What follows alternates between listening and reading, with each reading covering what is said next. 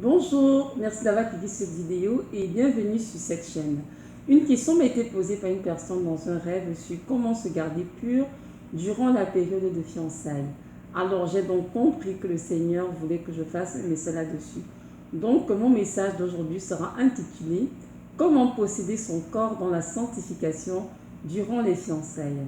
Mais avant de commencer, nous allons d'abord définir c'est quoi la période de fiançailles. En fait, c'est une période qui s'écoule entre le jour où deux âmes, hommes et femmes, ont pris l'engagement de se marier et le jour proprement dit de la célébration de leur mariage, donc le jour de la célébration nuptiale. Ce temps de fiançailles peut durer quelques jours, quelques mois ou bien des années. C'est Dieu qui décide et c'est très important de respecter cela. Donc, pour deux personnes qui ont pris le temps de prier chacun pour leur côté, de chercher la face de Dieu et que le Seigneur s'est enfin révélé, ils ont tous les deux la conviction que Dieu les a choisis l'un pour l'autre avant la fondation du monde. Ils se sont maintenant engagés l'un envers l'autre par une promesse solennelle. Ils se sont fiancés. Ils sont donc maintenant dans la période de fiançailles et ce message s'adresse particulièrement à ces personnes. En fait, c'est une période très importante durant laquelle les futurs mariés prennent le temps de bien approfondir leur relation avec le Seigneur, de se connaître aussi, de préparer leur future vie commune et aussi de préparer la célébration des noces. En effet, c'est une période qu'il ne faut surtout pas prendre à la légère. Au contraire, il faut y accorder une importance bien particulière. Car le Seigneur le permet pour un but précis et il faut saisir sa volonté durant celle-ci. Nous pouvons voir dans la Bible et tout un cas bien précis, le cas de Joseph et de Marie. Et nous savons très bien que Marie est la Vierge qui a conçu le Fils de Dieu, le Messie, durant sa période de fiançailles. On le lit dans Luc 1, versets 26 à 27. Luc 1, versets 26 à 27. Je vais le lire. Or, au 6e mois, l'ange Gabriel fut envoyé par Dieu vers une ville de Galilée, appelée Nazareth, vers une vierge fiancée à un homme nommé Joseph, qui était de la maison de David, et le nom de la vierge était Marie. En effet, Marie a conçu Jésus, fils de Dieu, durant sa période de fiançailles avec Joseph. Cependant, il y a certains couples qui n'ont pas eu besoin de cette période, et ça c'est très très biblique, car tout dépend du Seigneur. C'est par exemple le cas d'Isaac et de Rebecca. Oui, c'est un couple qu'on peut prendre un exemple. Lorsque le serviteur d'Abraham a ramené Rebecca, la Bible nous dit très clairement qu'Isaac l'a prise pour femme dès son arrivée. Donc, ils n'ont pas connu cette période. Donc, ce n'est pas une étape obligatoire pour tous les couples. Les choses se déroulent telles que le Seigneur les ordonne de son trône. Maintenant, pourquoi certains couples passent par une période de fiançailles et d'autres pas? Ça, honnêtement parlant, je ne sais pas pourquoi. Mais Dieu le sait. Car c'est lui qui décide de tout et nous, en tant qu'enfants de Dieu, nous devons juste obéir. Nous devons juste comprendre que le Seigneur ne fait jamais rien pour rien. Toute chose qu'il permet dans nos vies a un but bien précis. Si nous prenons par exemple le cas de Marie, la mère de Jésus, nous l'avons lu tantôt, nous pouvons comprendre dans les Écritures que Dieu voulait qu'elle soit vierge et qu'elle reste pure de la conception à l'accouchement du Messie, le Fils de Dieu. Donc nous pouvons d'ailleurs le lire dans Matthieu 1, verset 19 à 25. Matthieu 1, verset 19 à 25, je vais le lire. Voici de quelle manière arriva la naissance de Jésus-Christ. Quand Marie, sa mère, ayant été fiancée à Joseph, se trouva enceinte par l'opération du Saint-Esprit avant qu'ils aient habité ensemble. Joseph, son époux, qui était un homme juste et qui ne voulait pas la diffamer, se proposa de la répudier secrètement. Mais comme il y pensait, voici l'ange du Seigneur lui apparut en songe et lui dit, Joseph, fils de David, ne crains pas de prendre avec toi Marie, ta femme, car l'enfant qu'elle a conçu est du Saint-Esprit. Elle enfantera un fils et tu lui donneras le nom de Jésus, car c'est lui qui sauvera son peuple de ses péchés. Tout cela arriva afin que s'accomplisse ce que le Seigneur avait annoncé par le prophète. Voici la Vierge deviendra enceinte, elle enfantera un fils et on lui donnera le nom d'Emmanuel, ce qui signifie Dieu avec nous. Joseph, s'étant donc réveillé de son sommeil, fit ce que l'ange du Seigneur lui avait ordonné et il prit sa femme. Mais il ne la connut pas jusqu'à ce qu'elle ait enfanté son fils premier-né auquel il donna le nom de Jésus. Donc nous voyons bien ici que Dieu voulait que Marie porte le Fils de Dieu, Jésus, en son sein, sans être souillée. Et parce que Joseph, son époux, était un homme qui craignait Dieu, il avait compris cela, qu'il ne fallait pas qu'il ait de rapport sexuel avec elle jusqu'à ce que l'enfant soit né. Et ce que nous dit le texte, verset 25, il ne l'a pas connue jusqu'à ce qu'elle ait enfanté le Fils, donc le Fils de Dieu. Donc ceci permettra à la prophétie biblique de s'accomplir pour l'humanité, c'est la naissance d'un sauveur, d'un fils, le Fils de Dieu, un être sans tache qui était le Dieu qui allait racheter plus tard l'humanité entière de ses péchés. Donc nous voyons très bien que le Seigneur permet dans cette de fiançailles quelque chose de bien précis, peut-être qu'elle soit enceinte, qu'elle soit la mère porteuse du Messie et tout. Et durant ce temps, elle a vraiment obéi à ça à quoi Dieu attendait d'elle. C'est sûr qu'aujourd'hui, pour nous, ce n'est pas dans le sens de porter, comment dirais-je, en notre sein, comment dirais-je, un autre sein, un enfant comme mari et tout. Mais tout de même, le Seigneur a quand même un but aussi accompli dans nos vies durant le temps de fiançailles. Donc le Seigneur peut permettre des fiançailles pour plusieurs raisons, dépendamment des couples. Parfois, il veut faire un travail dans les deux cœurs avant le mariage, c'est-à-dire avant que les deux habitent ensemble. Oui, il peut arriver que des personnes, bien qu'elles soient faites l'un pour l'autre, doivent laisser Dieu régler certains aspects de leur vie qui pourraient être dommageables au couple si on les ignore. Par exemple, je prends un exemple là tout simplement, parce qu'il y a tellement de cas d'exprimer cela. Si tu as un problème affectif, tu as vécu beaucoup de rejet et tu dois laisser vraiment Dieu guérir ton cœur, te combler tout l'amour dont tu as besoin. Autrement, une fois marié, tu pourrais être très exigeant et avoir des attentes démesurées envers ton partenaire. Il ne pourra pas les combler car seul Dieu peut le faire. Donc, c'est vraiment important que Dieu fasse le travail qu'il a fait dans ton cœur. Et même une fois marié, ça ne voudrait pas dire que ton conjoint, ta conjointe ne t'aime pas. Non, loin de là. C'est tout simplement dit qu'il y a des besoins dans nos vies, dans ta vie, toi qui es en ce moment, dont le Seigneur est le seul capable de les combler. Aucun être humain sur cette terre ne peut le faire. Donc c'est vraiment très important de laisser le Seigneur faire son travail dans nos cœurs avant que nous puissions nous marier ou bien habiter ensemble, comment de façon de parler. Parfois aussi, il y a certains aspects au niveau du caractère sur lesquels Dieu veut vraiment travailler aussi. Et c'est bien de le laisser faire, car si on s'obstine, on se précipite dans le mariage dans un état qui n'est pas encore l'état que Dieu voudrait, on pourrait avoir plus de combats et parfois même cela pourrait provoquer vraiment un divorce pour incompatibilité de caractère. Et cela pourrait arriver et ce n'est pas la volonté de Dieu non plus. Donc Dieu ne veut pas dire que pour se marier, il faudrait qu'on soit parfait, non loin de là, et qu'il n'y ait plus qu'un travail à faire dans nos cœurs. Non, c'est pas ça. Il veut simplement dire que parfois dans nos vies, il nous connaît très bien et parfois dans nos vies, il y a des aspects vraiment qui doivent être traités immédiatement. Sinon, on court vers un échec et ce qui pourrait aussi même parfois engendrer tellement d'amertume et de ressentiment que les personnes, les âmes impliquées finissent leur vie en enfer. Et ce n'est pas la volonté de Dieu du tout. Donc, il faut laisser vraiment le temps au Seigneur de faire son œuvre dans le cœur de chacun, car il sait très bien quand chacun sera prêt pour se marier. Donc, il faut vraiment lui faire confiance et vraiment s'appuyer sur lui totalement. Parfois aussi dans un couple où l'un des partenaires est un bébé spirituel, c'est-à-dire qui vient de donner sa vie au Seigneur, le Seigneur pourrait aussi permettre ce temps de fiançailles pour vraiment aider l'autre personne à s'affermir en lui, à s'enraciner dans la parole.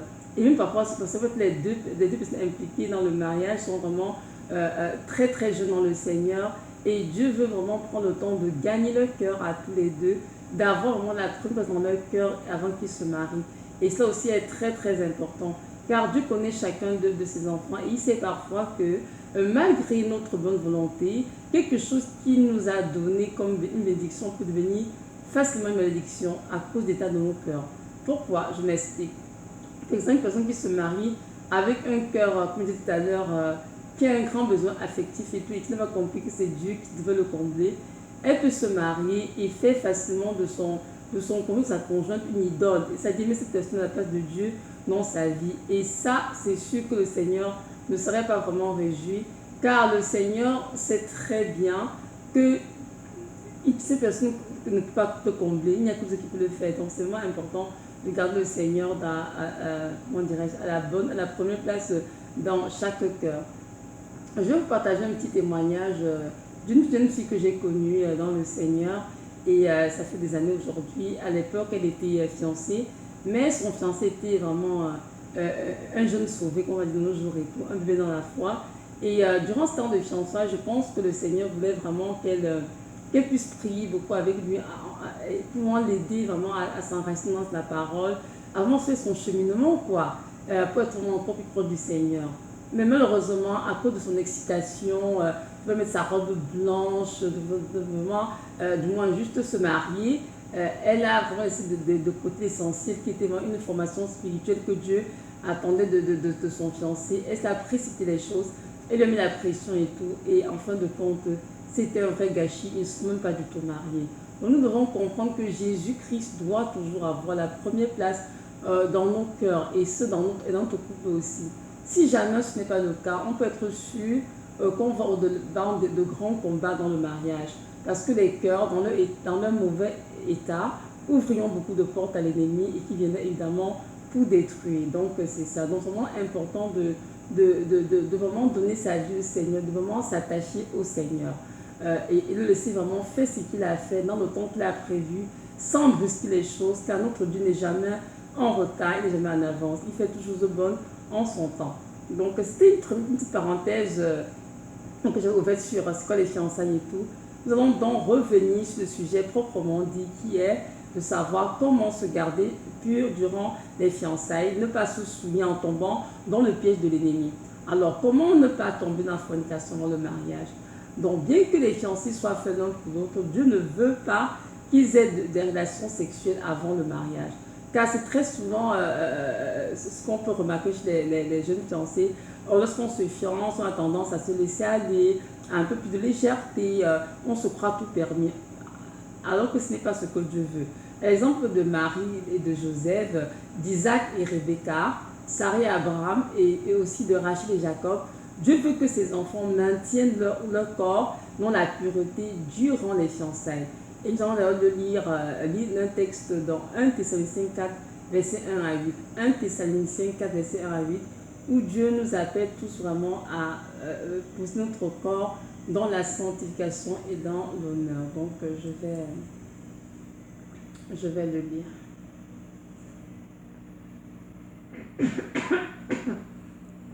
Au reste, mes frères, nous vous prions donc, nous vous conjurons par le Seigneur Jésus, que comme vous avez appris de nous de quelle manière on doit se conduire et plaire à Dieu, vous y fassiez tous les jours de nouveaux progrès. Car vous savez quels préceptes nous vous avons donné de la part du Seigneur Jésus. Voici en effet la volonté de Dieu, à savoir votre sanctification, que vous vous absteniez de la fornication, que chacun de vous sache posséder son corps dans la sanctification et dans l'honneur, et sans se laisser aller au désir de la convoitise, comme les gentils qui ne connaissent pas Dieu. Que personne n'use de fraude envers son frère et de cupidité dans les affaires, parce que le Seigneur tire vengeance de toutes ces choses, comme nous vous l'avons dit et attesté. Car Dieu ne nous a pas appelés à l'impureté, mais à la sanctification. C'est pourquoi celui qui rejette ceci ne rejette pas un homme, mais Dieu qui nous a aussi donné son Saint-Esprit. Donc vraiment le texte est vraiment très très clair, c'est bien écrit, pas besoin d'interpréter. Nous voyons très bien que Dieu appelle tous ses enfants à fuir la fornication et à posséder leur corps dans la sainteté et dans l'honneur. Et c'est la volonté de Dieu à leur égard. Et pour cela, il faut vraiment faire des efforts, évidemment avec l'aide du Saint-Esprit, afin de se conduire d'une manière qui plaise vraiment au Seigneur. C'est sûr que ce n'est pas toujours facile comment on entend ce c'est que présent où dans une société où il y a beaucoup de mœurs corrompues, vraiment de garder son esprit et son corps pur dans le Seigneur. Mais il y a quand même des façons de faire, des outils qu'il nous a donnés pour que nous puissions nous en servir, pour pouvoir vraiment rester proche de lui et ne pas commettre toute d'abomination. Donc la première chose à faire, ce serait vraiment de garder le Seigneur au centre de nos vies. Donc toi qui es fiancé, le Seigneur veut que tu te gardes au centre de ta vie. Tu dois passer beaucoup de temps dans la méditation de la parole et t'attacher à celle-ci afin de ne pas pécher contre Dieu. C'est sûr que si tu passes ton temps à être absorbé par les choses mondaines, c'est sûr que cela ne t'aidera pas. Au contraire, ça va te pousser à faire des choses que tu ne voudrais pas. Tu dois appliquer ton cœur à chercher le Seigneur davantage prier afin qu'il t'aide à te garder pur et vraiment mettre en pratique à mettre en pratique la parole. Nous allons lire un passage dans la Bible dans le psaume 119, versets 9 à 12. Un passage vraiment que je trouve intéressant qui nous montre comment on peut faire pour garder nos voies pures devant le Seigneur. Donc je vais lire le psaume 119, versets 9 à 12. Comment le jeune homme rendra-t-il pur son sentier en se dirigeant d'après ta parole? Je te cherche de tout mon cœur. Ne me laisse pas égarer l'un de tes commandements. Je sais ta parole dans mon cœur, afin de ne pas pécher contre toi. Béni sois-tu, ô Éternel, enseigne-moi tes statuts.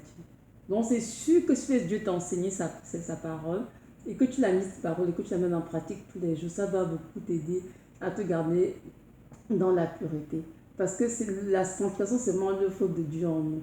Il faut juste se disposer. Lorsque nous sommes disposés à marcher dans la pureté, c'est sûr que le Seigneur, avec beaucoup de joie, nous aidera, car c'est sa volonté pour nous. Donc, c'est vraiment ça, c'est important vraiment de serrer la porte de Dieu dans ton cœur afin de ne pas pécher contre lui. Deuxièmement, je pense qu'il faut aussi bien se connaître. C'est sûr que nous sommes nous sommes tous des enfants de Dieu, mais la réaction face à certaines situations peut vraiment varier d'une personne à l'autre.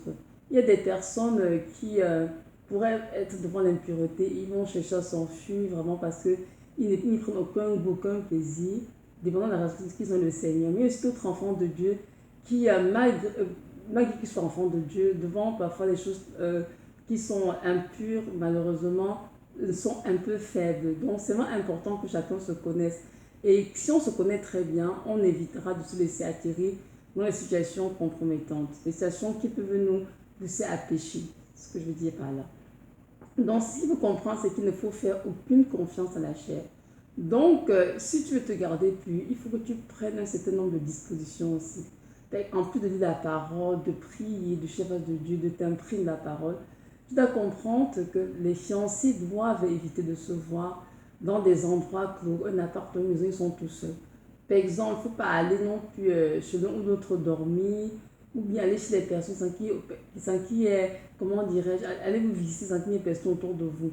Il faut non plus aller en voyage comme un couple marié, alors que vous ne l'êtes pas encore. J'ai vu des jeunes filles chrétiennes autour de moi faire cela, aller à Cuba avec le petit copain ou bien le futur fiancé, en tout cas, qui ne sont pas mariés. Et vous allez dire, on va dormir dans des hôtels, dans des chambres séparées et tout. Mais cela pourra toujours conduire à faire des choses que vous regretterez plus tard. Il faut plutôt chercher à être dans des endroits où vous êtes entouré par des personnes. Vous pouvez aller faire une balade dans le parc, en vie, j'en sais rien, aller manger au restaurant, aller magasiner, aller dans vos familles respectives s'il y a lieu pour des visites, participer aux activités de l'église s'il y a lieu, faire des sorties avec d'autres chrétiens, évidemment qui craignent le Seigneur, bien entendu. Bref, il faut vraiment choisir d'être entouré des personnes et surtout ceux qui craignent Dieu, qui sont d'éviter toute tentation. Vous pouvez faire des études bibliques, mais avec d'autres personnes, entendu. Car hier, on a un peu passé, peut-être un jeune garçon qui dit, je vais aller chez ta soeur pour l'aider peut-être à comprendre un passage biblique, et cela a ouvert une porte à l'ennemi. Et donc, il faut vraiment tout faire pour ne pas se retrouver dans les quatre murs fermés sans une tierce personne.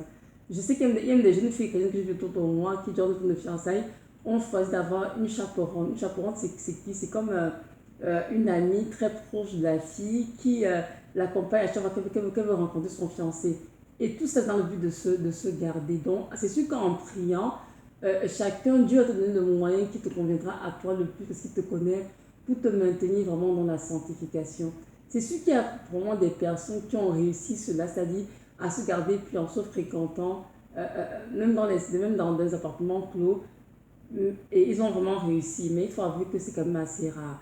Et donc, il faut faire aucune confiance à la chair. Comme je l'ai dit, mentionné tantôt, comme nous dit la parole, l'esprit est bien disposé, mais la chair est vraiment faible. Donc, il ne faut pas jouer au super spirituel et tomber dans le pied de Satan pour rien. Comme nous avons tous et tout, le diable rôde comme un lion rugissant, cherchant qui il va dévorer. Alors, s'il a un quelconque accès à nos vies, il sautera sur sa propre sans hésiter. Parfois, j'ai entendu des personnes, des chrétiennes dire oh, avant d'aller voir son fiancé ou sa fiancée, il faut prier en langue, bien s'armer spirituellement avant d'y aller. on est sûr qu'on ne tombera pas.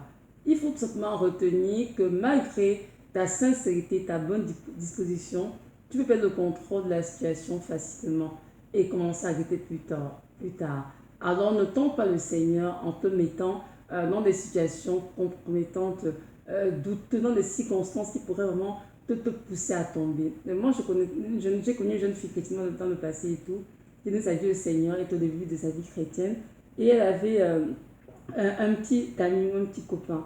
Et une fois, elle est allée chez son petit ami, et son petit ami, évidemment, lui a demandé, il fait des avances et tout, et elle avait reçu l'enseignement qu'il ne doit pas faire des rapports sexuels avant son mariage, évidemment. Donc, sous le choc, elle a appelé une de ses amies à elle, chrétienne, pour la question, qu'est-ce que je fais? Et puis, son ami lui a dit, oh, tu peux toujours donner pardon, coucher avec, donner pardon après. Donc, deux pardons, Dieu va comprendre cela. Et ça, c'est sûr que c'est absolument faux, Dieu ne comprendra absolument rien. Et c'est justement la raison pour laquelle Dieu dit non à ces affaires de petits amis, petits copains, peu importe le nom et tout, ou au concubinage. Non, Dieu est contre ces choses-là. Pourquoi? Parce que toutes ces choses-là conduisent beaucoup d'enfants de Dieu à faire des relations, avoir des relations illicites avant le mariage, parce que les relations sexuelles entre un homme et une femme doivent se produire dans un cadre bien spécifique qui est le mariage. Donc je vous invite d'ailleurs à regarder la vidéo intitulée « Avoir un petit ami ou une petite amie, qu'en pense Jésus ». Cela vous éclairera davantage sur l'importance de posséder son corps dans la pureté et aussi comment posséder son corps dans la pureté et les conséquences de la fornication. N'oublions pas que nous sommes le temple du Saint-Esprit et que Dieu veut que nous offrons nos corps comme un sacrifice vivant, saint et agréable à Dieu, ce qui sera d'autre part un culte raisonnable. Maintenant, si tu es fiancé et que tu as fait des erreurs, peut-être parce que tu t'es pas enseigné, tu sais comment te garder dans la pureté, je t'en prie, ne te sens pas condamné. Il faut juste admettre que tu es tombé et vraiment te repentir sincèrement. Le Seigneur va t'accorder sa miséricorde. Quand notre Dieu est un Dieu bon, pas un Dieu qui vient condamner et flageller, c'est un Dieu qui a dit dans sa parole que si nous confessons nos péchés, il est juste et bon pour nous les pardonner et pour nous purifier de toute iniquité. Donc si tu es sincère avec un cœur pur, Dieu va te pardonner. Et maintenant, si tu es marié et que dans tes temps, tu es en train de fiançailles, toi aussi, en tant qu'enfant de Dieu, tu es chrétienne et que tu es tombé, c'est sûr qu'il faudra que tu confesses au Seigneur, que tu admettes cela et que tu demandes pardon aussi. Pourquoi? Parce que dis-toi que tout péché non confessé donne un accès à Satan dans ta vie. Et c'est important que tu sois en règle avec ton Père et que tu ne donnes aucune porte ouverte à l'ennemi pour venir agir dans ton couple, dans ta maison. Donc, et sache que ce Dieu qui est compatissant te pardonnera, te guérira et te restaurera parce qu'il est un Dieu fidèle, il est bon envers tous. Donc, c'est ici que je vais clore cette vidéo en espérant que ces conseils pourront aider quelques personnes. Donc, il faut retenir que durant le temps de fiançailles, vraiment, c'est un temps pour t'appliquer à chercher de plus en plus le Seigneur Jésus-Christ. Ce n'est pas le temps de te relâcher en te disant que tu as trouvé ta côte, alors tu peux mettre n'importe quoi. Non, c'est le temps de continuer à conduire ta relation avec le Seigneur, de laisser faire le travail qu'il fait dans ton cœur, dans le cœur de ton futur conjoint, ta future conjointe. Oui, c'est aussi le temps vraiment d'apprendre à mieux vous connaître, c'est sûr, en tant que futur époux, tout en possédant vos corps dans la pureté et fuir la fornication, les attouchements et toutes sortes d'impuretés, de séduction qui pourraient vous conduire dans l'immoralité sexuelle. N'oublions pas que le Seigneur Jésus revient bientôt chercher une église glorieuse de son tâche myride et il nous appelle tous à rechercher la paix avec tous et la sanctification sans laquelle personne ne le verra. Donc il faut qu'il te trouve prêt ou prête, peu importe l'heure à laquelle il viendra. Donc avant de te marier, même si tu es fiancé, cherche ton temps, prends ton temps pour chercher le Seigneur. Attache-toi à ce Dieu qui va t'aider à te garder dans la pureté, dans ses voies. Maintenant, pour toi qui m'écoutes et qui n'a pas encore donné ta vie au Seigneur, j'aimerais juste te dire que Jésus t'aime et qu'il désire te sauver et te donner la vie éternelle. Il l'offre gratuitement à quiconque croit en lui. Il est mort à la croix pour toi. Alors, il t'invite aujourd'hui à lui ouvrir ton cœur et à te repentir de tes péchés et à faire de lui ton Seigneur et ton Sauveur. Dans Ésaïe 55, je crois verset 6 à 7, si je ne me trompe pas, Il écrit ceci: cherchez l'Éternel pendant qu'il se trouve, invoquez-le tandis qu'il est prêt. Que le méchant abandonne sa voie et l'homme injuste ses pensées et qu'il retourne à Yahweh, qui aura pitié de lui, et à notre Dieu qui pardonne abondamment. Donc c'est maintenant qu'il faut donner ta vie au Seigneur, c'est pas demain. Ne tarde pas, aujourd'hui est le jour du salut. Invoque-le et il te répondra. Il aura pitié de toi et il pardonnera tous tes péchés, quel que soit le nom. Merci d'avoir écouté cette vidéo. Soyez richement bénis dans le précieux nom de Jésus-Christ de Nazareth.